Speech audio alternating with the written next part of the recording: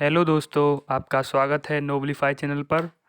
जैसा कि आप जानते हैं, हमारे बायोलॉजी की क्वेश्चन सीरीज चल रही है और इसके साथ ही साथ हमने एक और सीरीज चलाई है जो है ज्योग्राफी भूगोल की।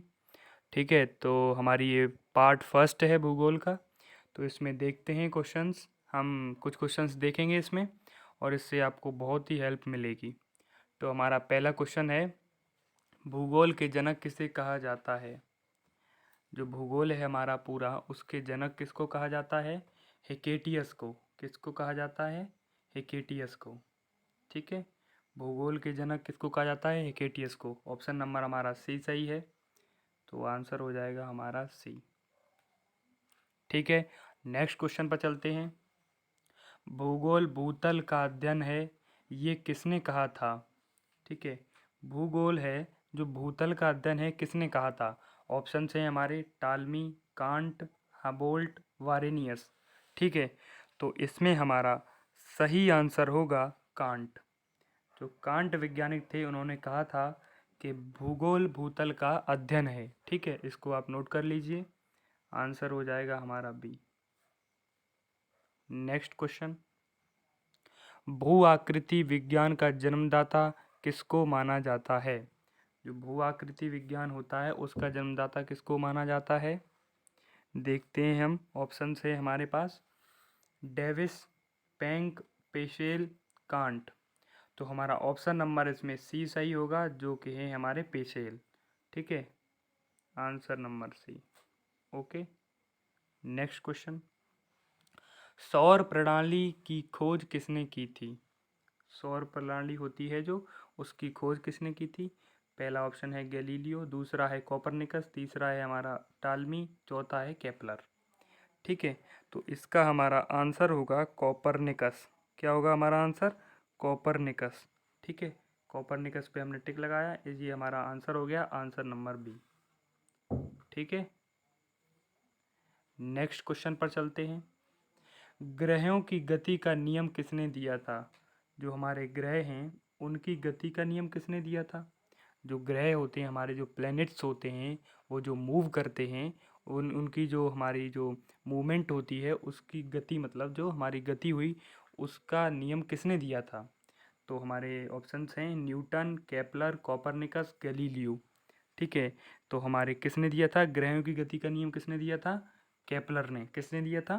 केपलर ने। तो आंसर क्या हो जाएगा हमारा? बी सही। क्या हो जाएगा आंसर? बी सही। ठीक है, पढ़ते चलिए ध्यान से और याद करते चलिए आप साथ साथ। सौर मंडल में कुल ग्रहों की संख्या है। जो हमारा सौर मंडल है, उसमें कुल ग्रहों की संख्या कितनी है? तो हमारे पूरे सौर मंडल में ग्रह की संख्या है 8। कितने ग्रह हैं हमारे सौर मंडल में? 8। ठीक है, तो आंसर हमारा क्या हो जाएगा? ए। ठीक है, नेक्स्ट क्वेश्चन, निम्नलिखित में से कौन सौर मंडल का भाग नहीं है? नीचे दिए गए हैं जो, उनमें कौन सौर मंडल का भाग नहीं है? तो क्षुद्र ग्रह, धूमकेतु, ग्रह, न्यारिका, ये हमारे ऑप्शंस हैं। तो इसमें सही ऑप्शन होगा हमारा ऑप्शन नंबर डी, जो निहारिका। निहारिका होता है नया तारा। क्या होता है हमारा? नया तारा। ठीक है, आप समझिए, तो इसका आंसर हो गया हमारा आंसर नंबर डी। निहारिका क्या होता है? नया तारा। नेक्स्ट क्वेश्चन पर चलते हैं। अंतरिक्ष में कुल तारामंडल कितने हैं? कुल तारामंडल कितने हैं? जो अंतरिक्ष है हमारा, उसमें कुल तारामंडल कितने हैं? तो इसका हमारा सही आंसर होगा 89, मतलब 89। ठीक है, तो इसका सी आंसर हमारा सही हो जाएगा, तो आंसर नंबर हमारा सी हो गया सही। ठीक है, नेक्स्ट क्वेश्चन पर चलते हैं। निम्नलिखित में से किन दो ग्रहों को छोड़कर शेष सभी ग्रह सूर्य के चारों ओर वामावर्त घूमते हैं, मतलब पूर्व से पश्चिम की ओर? ठीक है, पूर्व से पश्चिम की ओर घूमते हैं। तो ये ऑप्शन है हमारे बुध और शुक्र, अरुण वरुण, शुक्र और अरुण, पृथ्वी और शुक्र। तो इसका हमारा सही ऑप्शन हो जाएगा शुक्र और अरुण। तो हमारा ऑप्शन नंबर सी सही है इसका। ठीक है, तो आंसर हो गया हमारा सी। ठीक है, और जितने भी हमारे ग्रह हैं, इन दोनों को छोड़कर वो घूमते हैं हमारे पश्चिम से पूर्व की ओर। ठीक है, नेक्स्ट क्वेश्चन पर चलते हैं। सौर मंडल का जन्मदाता कहा जाता है? सौरमंडल के जन्मदाता किसको कहा जाता है? पृथ्वी को, सूर्य को, वनस्पति को, शुक्र को। तो सौरमंडल का जन्मदाता हम किसको कहते हैं? सूर्य को। ठीक है, सूर्य को कहा जाता है। आंसर हमारा कौन सा सही होगा इसमें? B option. नेक्स्ट क्वेश्चन, ब्रह्मांड में विस्फोट तारा कहा जाता है। जो विस्फोटक तारा होता है, एक ब्रह्मांड में बहुत सारे तारे होते हैं, तो उनमें से एक विस्फोटक तारा भी होता है। वो कौन सा होता है आप देखते हैं आगे। ऑप्शन ए है धूमकेतु, ऑप्शन बी उल्कापिंड, सी लुब्धक, डी अभिनव तारा। तो हमारा सही ऑप्शन इसमें होगा अभिनव तारा। ऑप्शन नंबर डी हमारा बिल्कुल सही आंसर होगा। तो आप देख लीजिए, इसको नोट कर लीजिए, आंसर नंबर डी। मैं समझ रहा हूँ कि आपको समझ में आ रहा होगा पूरा। ठीक है, नेक्स्ट क्वेश्चन पर चलते हैं। सर्वप्रथम किस वैज्ञानिक ने खोज की कि पृथ्वी सूर्य के चारों ओर घूमती है? जो पृथ्वी है हमारी, वो सूर्य के चारों ओर घूमती है। किसने सबसे पहले ये सिद्धांत दिया था और किसने ये पहले सिद्ध किया था? तो हमारा ऑप्शन से हमारे कोपरनिकस, डाल्टन, आइंस्टीन, गैलीलियो। तो सबसे पहले कोपरनिकस ने ये सिद्धांत और ये कहा था कि पृथ्वी है वो सूर्य के चारों ओर घूमती है। तो आंसर हो जाएगा हमारा ए हो जाएगा हमारा आंसर। नेक्स्ट क्वेश्चन, सूर्य में पाई जाने वाली गैसें कौन सी हैं? तो सूर्य है हमारा, उसमें पाई जाने वाली गैसें कौन सी हैं? तो ऑप्शन हैं ऑक्सीजन तथा कार्बन डाइऑक्साइड, हीलियम तथा ऑक्सीजन, हीलियम तथा नाइट्रोजन, हाइड्रोजन और हीलियम। तो इसका हमारा सही आंसर होगा हाइड्रोजन और हीलियम। ऑप्शन नंबर हमारा सही होगा डी। तो इसका आंसर हो जाएगा हमारा डी। ठीक है, नेक्स्ट क्वेश्चन, सूर्य का मध्य भाग कहलाता है। जो सूर्य का मध्य भाग होता है ना, मध्य सेंटर पे जो पार्ट होता है, वो क्या कहलाता है? आप देखिए, समझते हैं हम आगे। तो इसमें समताप मंडल कहलाता, या वर्ड मंडल, या प्रकाश मंडल, या स्थल मंडल। जो सूर्य का मध्य भाग होता है वो कहलाता है सी, मतलब प्रकाश मंडल। तो आंसर हो गया हमारा सी।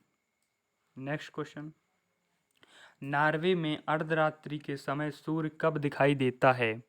नॉर्वे में अर्धरात्रि के समय सूर्य कब दिखाई देता है? 21 मार्च, 23 जून, 21 जून, 23 सितंबर। तो हमारा ऑप्शन इसमें सही होगा ऑप्शन नंबर सी, मतलब 21 जून। आंसर हो जाएगा हमारा सी। ठीक है, नेक्स्ट क्वेश्चन, ग्रह की अपने कक्ष से अधिकतम दूरी को क्या कहते हैं? ग्रह से अपने कक्ष से अधिकतम दूरी को क्या कहते हैं हम? तो ऑप्शन है हमारे अपसौर, उपसौर, अपोजी, पेरिजी। ठीक है, तो इसका हमारा सही आंसर होगा अपसौर।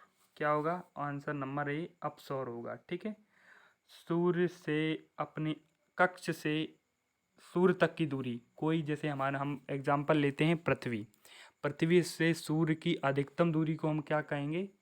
अपसौर। ठीक है, तो आंसर हो गया हमारा ए।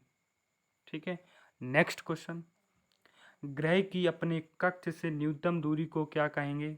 सूर्य तक, जो दूरी सूर्य तक है। ठीक है, दूरी को क्या कहते हैं? जो कि सूर्य तक है,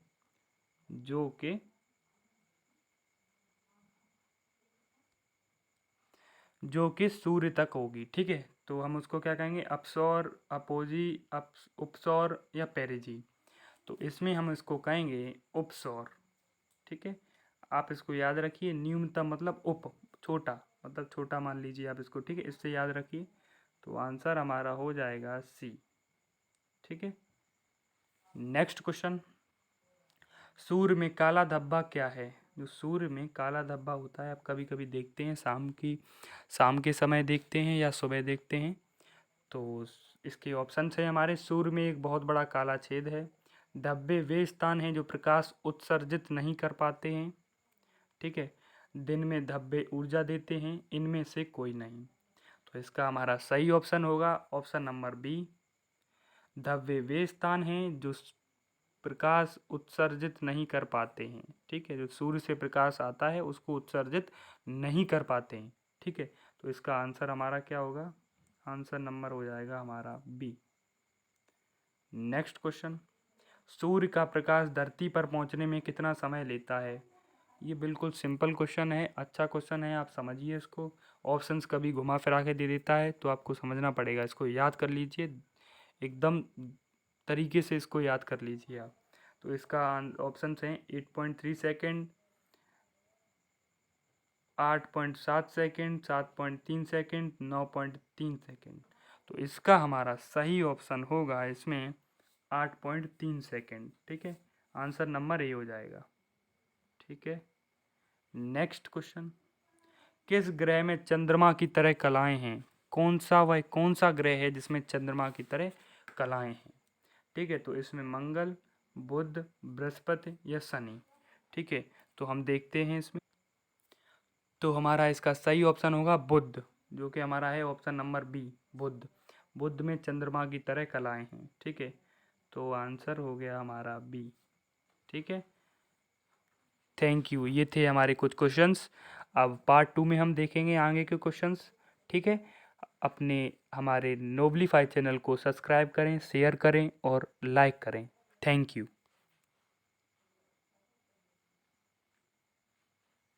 थैंक यू।